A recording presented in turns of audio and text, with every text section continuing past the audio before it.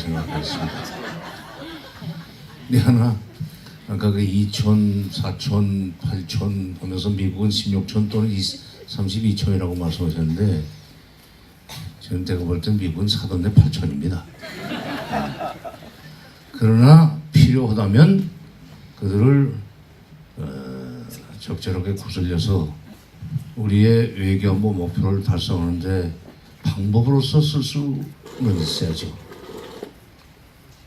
근데 이제 한미동맹 관련해서 그걸 거의 종교처럼 여기는 사람들이 있다는데 문제가 있습니다만은 한미동맹은 어디까지나 그것은 우리 안보를 위한 수단에 불과합니다. 하나의 방법이에요.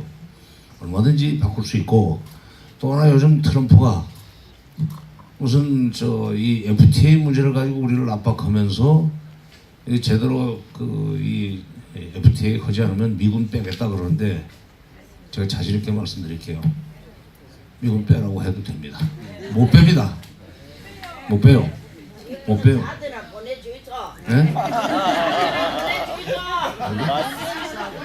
사드나 보내주세요. 아니, 미군이 있어도 사드는 나갈 수 있으면 나가게 되는 거니까 사드 있다고 해서 미군이 미군 때문에 사드가 있는 건 아니에요. 근데 하나 중요한 것은 미국에게 있어서 주한미군이 얼마나 중요한가, 왜 못 빼는가 하는 일종의 간접적인 증거이기도 하죠.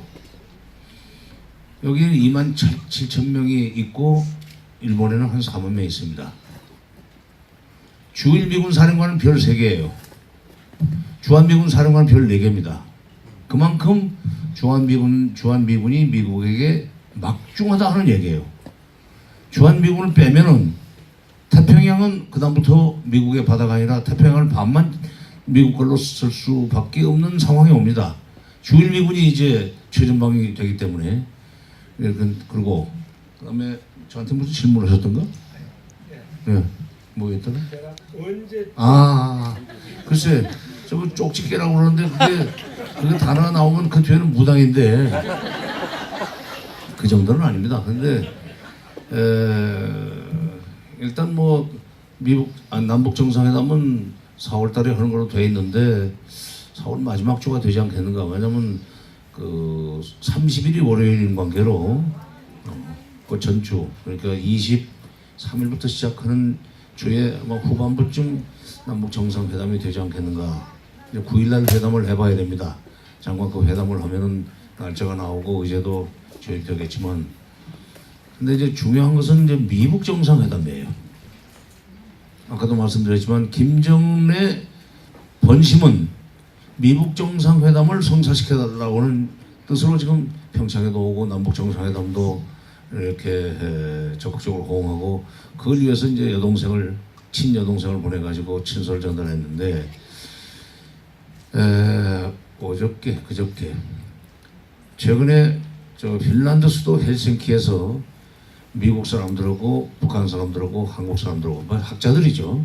북한은 관리들이고 외무성 관리들이고, 그다음에 우리는 이제 정부 관리는 없고 전부 국제정치학 공부는 가르치고 하는 학자들이 갔지만, 또 미국에서도 전직 외교관들이 갔었습니다. 근데 지금 트럼프 정부와는 전혀 선이 안 닿는 민주당 정부 시절에, 오바마 정부 시절에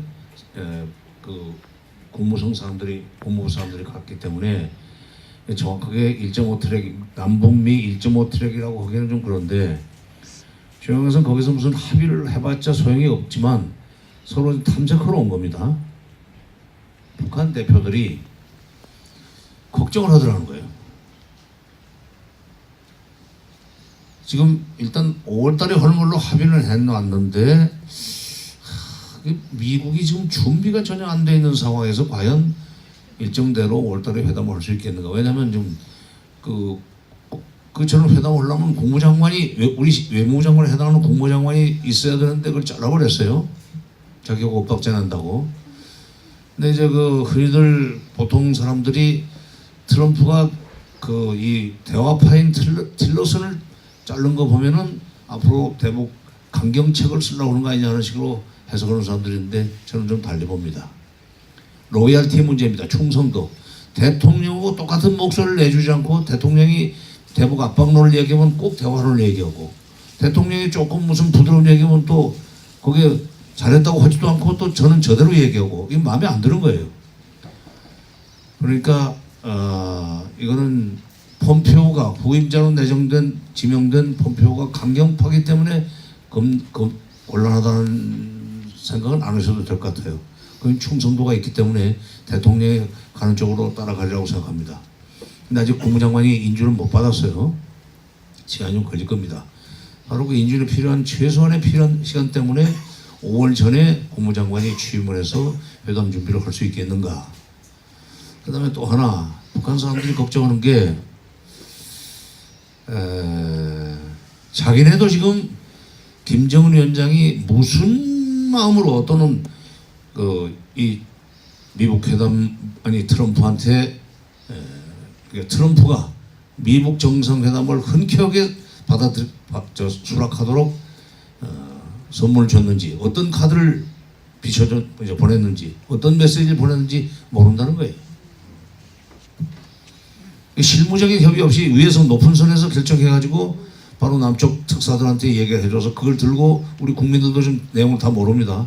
왜냐하면 트럼프 대통령이 알기 전에 그걸 공개해버리면은 카드로서 가치가 없으니까 트럼프 대통령이 딱 그 얘기 듣고 아마 좋다. 북한이 그렇게 나온다면은 아마 내가 지금 달성하려고 하는 비핵화 목표를 달성할 수 있을 것 같은데 그렇다면 내가 회담에 못 나갈 이유 없다. 그렇게 맺는 것이 뭐냐 하는 걸 북한도 몰라요 지금. 이번에 헬싱키까지 온 사람들도.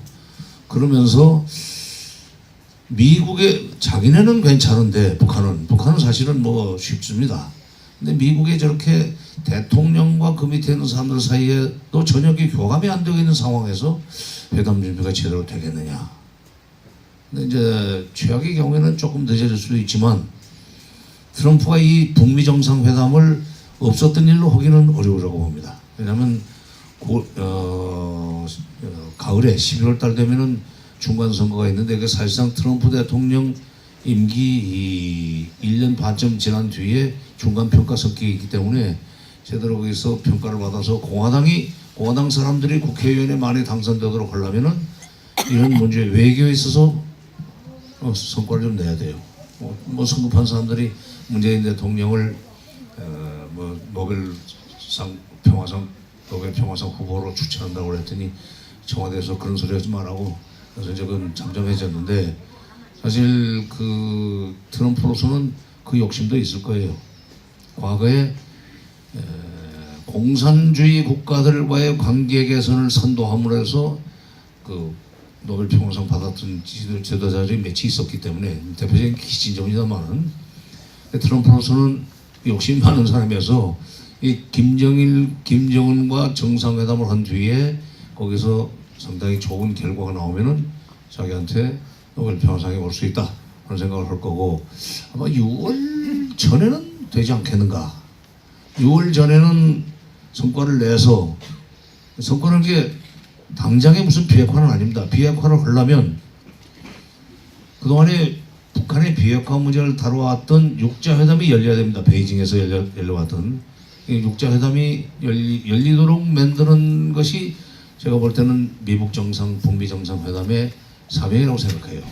그것만 되면은 그다음부터는 비핵화 과정이 시작이 되고 비핵화 과정을 추진하면서 동시에 평화협정 문제를 협의하고 마지막에 가서 평화협정과 비핵화를 바꾸는 그런 식의 이제 거래가 이루어질 텐데 그렇게 되면은 이제 사드의 필요성은 없어집니다. 사드를 한반도 남쪽에 배치해야 되는 필요성은 없어져요. 왜? 사드 배치가 필요한 이유를 북핵에다가 들여갖다 붙여놨기 때문에 핵 문제가 해결되면 이 문제는 해결된다고 봅니다. 조금만 기다리셔야 될 것 같아요. 네, 좋습니다.